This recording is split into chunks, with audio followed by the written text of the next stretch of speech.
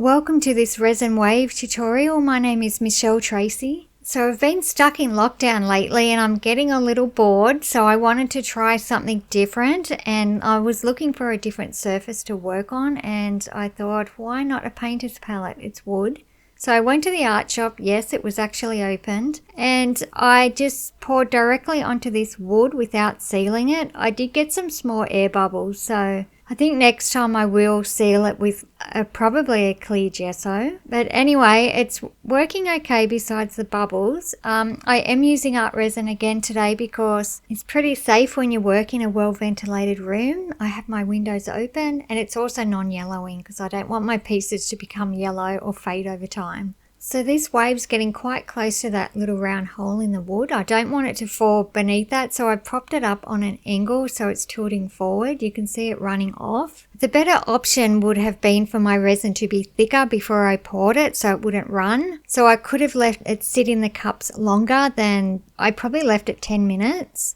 But because I gave it a warm bath initially, it thinned it out a bit. But anyway, time for the second coat. After drying overnight, I sanded it back in that top area where I'm pouring it. And this time I'm pouring it really high up because I'm estimating that it will drop. The line will lower because it ran last time. Letting it sit in the cup longer this time thickened it.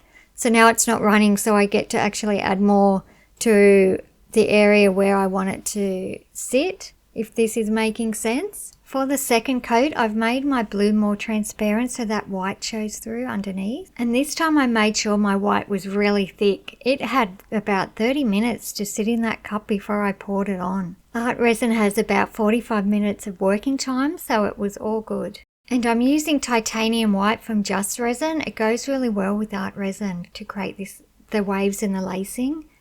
And the heat gun, I've got it just set to a low speed because it's only a small piece, like it's really tiny, the palette, so I don't find I need to have it on really high. And after torching it with the blowtorch, it can just take a little while for those cells to come out, so you just be patient and wait for it.